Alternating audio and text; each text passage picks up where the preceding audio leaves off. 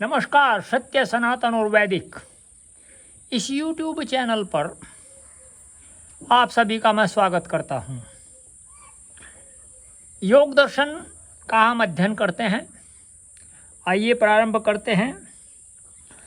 ज्ञान स्वरूप सात्विक प्रवृत्ति रागादि चेष्टा रूप राजसिक और स्थिति संस्कार रूप तामसिक, अतः प्रख्यादि गण त्रिगुणात्मक है। सत्वादि तीन गुणों का अनुसारी तीन प्रकार जो अंतःकरण धर्म है उसे चित्त कहा जाता है। चित्त प्रत्यय और संस्कार आत्मक। संस्कार अपरिदृष्ट मनोभाव है, प्रत्यय परिदृष्ट मनोभाव है। वह प्रख्या और प्रवृत्ति स्वरूप है। क्रिया प्रधान प्रवृत्ति का भी ज्ञान होता है, इसलिए वह भी प्रत्यय है। स्थिति संस्कार स्वरूप है ही। ज्ञानावस्था मात्र ही इस शास्त्र में चित्तवृत्ति नाम से परिभाषित है। प्रख्यारूप चित्व सत्व, चित्त रूप में परिणत सत्व गुण सर्वप्रकार विज्ञान स्वरूप है।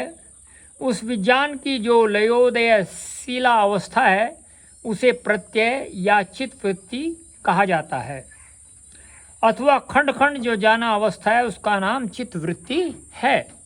अब आप समझ गए होंगे चित्तवृत्ति क्या होती है।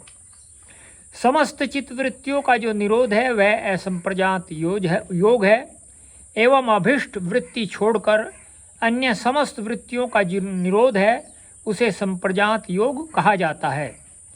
योग दुख त्रय का अत्यंत निवृत्तकारी है,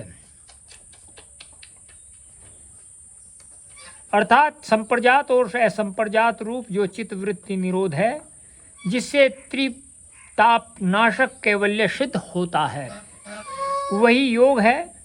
भव प्रत्यय आदि अन्य प्रकार के वृत्ति निरोध हैं जिससे दुख का सात्विक नाश नहीं होता, वह यथार्थ योग नहीं है।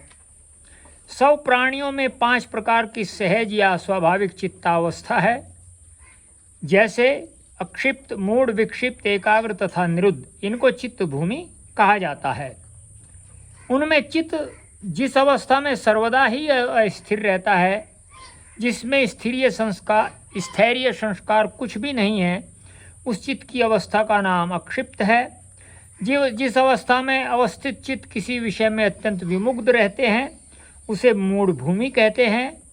मोहकर विषय के वश में चित्त का जो अवश भाव है वही मोह है।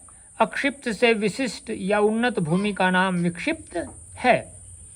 इसमें चित्त समय समय पर स्थिर होता है। स्थिरता व स्थिरता दोनों प्रकार संस्कार ही इसमें पर्याय क्रम से उदित होते हैं।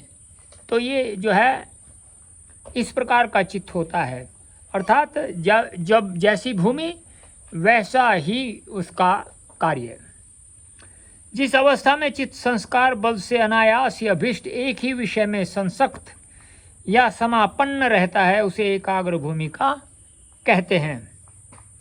एकाग्र भूमि में ही संप्रजान या संप्रजात योग सिद्ध होता है। कैसे होता है?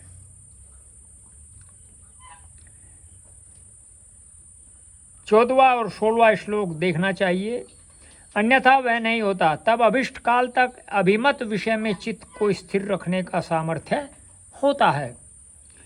त्रिताप नाशक योग के पक्ष में निरोध भूमिका ही मुख्य है। जिस अवस्था में संस्कार बल से चित्त की समस्त प्रत्यय या वृत्तियाँ प्राय सर्वदा ही निरुद्ध रहती है उसे निरुद्ध भूमि कहते हैं। उस निरुद्ध अवस्था में चित्त में केवल संस्कार रहता है, क्योंकि संस्कार बल से ही चित्त निरुद्ध होता है एवं संस्कार बल से चित्त में पुनः वृत्ति उठती है। एकाग्र भूमिका उसकी पूर्वावस्था है।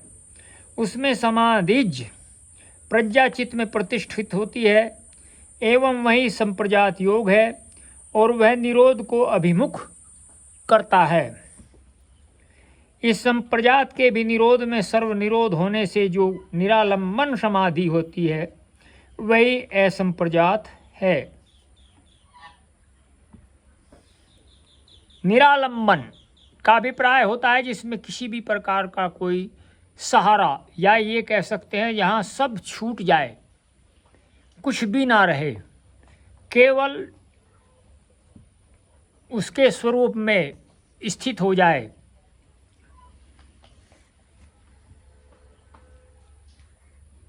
समस्त वृत्ति निरोध होने पर भी उस समय निरोध और व्युत्थान का संस्कार मात्र चित्त में रहता है। योग या समाधि चित्त का सार्वभौम धर्म है, अर्थात उक्त सर्व प्रकार भूमि में ही समाधि हो सकती है। उनमें क्षिप्त व मूढ़ दो भूमियों में प्रबल लोभ या मोह अथवा द्वेष आदि के वश कभी कभी समाधि हो सकती है। जैसे कथित होता है, जयद्रथ ने प्रबल द्वेषवश शिव में समाहित चित्त हो वरदान प्राप्त किया था, किंतु उसमें परमार्थ सिद्धि नहीं होती है। अक्षिप्त एवं मूढ़ भूमि जात समाधि की तरह विक्षिप्त भूमि में उत्पन्न समाधि से भी उपसर्जनीभूत या परमार्थ साधन में अप्रधानीभूत जो हेतु है, उससे भी योग का मुख्य फल कैवल्य सिद्ध नहीं होता। अर्थात जो इन भूमियों में समाधि होती है या उत्पन्न होती है, उससे कैवल्य की प्राप्ति नहीं होती है, क्योंकि उसमें उपसर्जनीभूत या गौण भाव में स्थित अनेक विक्षेप संस्कार रहते हैं।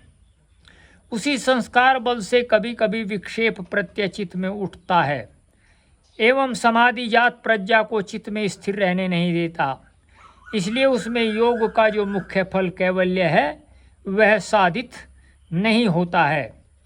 एकाग्र भूमि में समाधि सिद्ध होने पर उस समाधि जात जो संप्रजान होता है वह वास्तविक या यथार्थ सत्य विषयक तथा चरम सूक्ष्म या अलौकिक सत्य ज्ञान होने के कारण वह पर या श्रेष्ठ ज्ञान है और वह कर्म अक्षय कर है, अर्थात उस कर्म का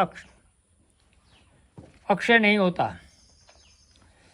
क्योंकि सर्वदा ही चित्त में तत्वज्ञान वर्तमान रहने से कर्म इस स्मृति उदित हो नहीं सकती। इस प्रकार से ही ज्ञान से कर्म अक्षय होता है। तब परम या श्रुतानुमान ज्ञान से उत्तम प्रजा चित्त में बद्धमूल होता है, क्योंकि एकाग्र भूमिका में चित्त स्वभावतः सदा एक विषय में लग्न रहता है।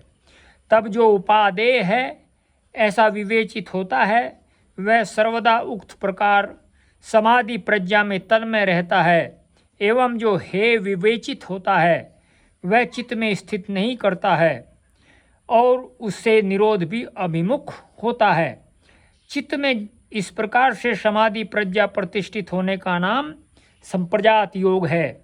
संप्रजान की अवधि या चरम सीमा विवेक ख्याति या बुद्धि से पुरुष का भेद साक्षात्कार है। इस विवेक के भी निरोध को योगी गण संप्रजात योग कहते हैं। तो इस प्रकार से जो है मनुष्य को सदैव असंप्रजात जो योग है उसका अवलंबन करना चाहिए, तभी उसका कल्याण होगा। आप इस वीडियो का आनंद लीजिए। नमस्ते।